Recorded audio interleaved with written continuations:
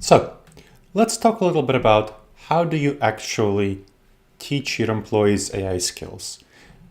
And the key here is that you don't teach them through lectures because people are anxious around AI and lectures don't break through their anxiety.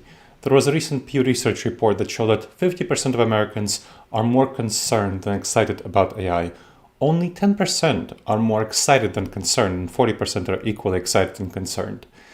That means that a lot of the employees in your organization are going to be more concerned than excited. And to drive adoption of generative AI tools, you need to not just communicate top-down. You need to organize events where employees actually get hands-on experience with building AI tools. This is an active learning approach that's key to overcoming resistance and anxiety by giving people an actual opportunity to experience and demystify what generative AI involves. Now, there's a lot of evidence for this approach. Active learning studies show higher performance and fewer failures with an active rather than a passive learning approach. And creating actual products, artifacts, is tied to clear gains in learning achievement. You want your peers to provide visible peer proof. That's the fastest path to organizational change. And so what you want to do is create demos that turn working software into credible pilots. I'll give you an example. So I worked with the with the American Society for Non-Destructive Testing to have a 2-day AI agent battle at its 2025 conference, where attendees built agents tied to real non-destructive testing tasks.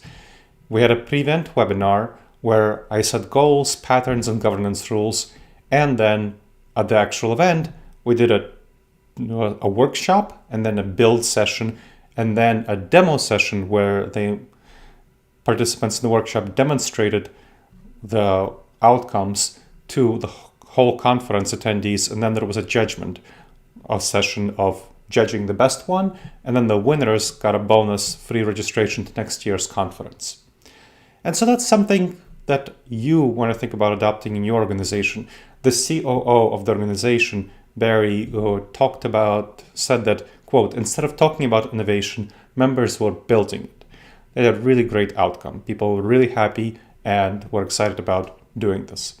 So thinking about your organization, you can do the same thing. You can organize a build day where you first have a workshop demonstrating how to build AI agent tools, and then you can actually go through and have your employees build these tools with an expert facilitator who will coach them on doing so, who will first lead the workshop and then coach them on building these tools, and then have an exhibit, demos where the employees demo their tools to the audience of all the employees at your organization, and then they can have a judgment where the best tool will be evaluated and the employees who build the best tool will be rewarded. And then you can integrate these tools, of course, modify them somewhat, work on improving them over time into your organization. So that both builds internal capacity and excitement for building such tools and also gives you actual working products after the session. So this is where you want to think about the event. You want to treat it as a product launch, not a class. Require that people provide business cases, capabilities, a plan for deploying the tool, record and publish all demos, and then, of course, have the teams of promising demos keep working on them over time and actually deliver these tools. And so that is where you will build internal capacity for your organization to build AI tools, AI agents, as well as actually developing highly useful AI tools in a short period of time. I hope you enjoyed this episode of the Wise Decision Maker Show. Please make sure to subscribe wherever you checked out the show and leave a review. It helps other people discover the show and helps us improve the show.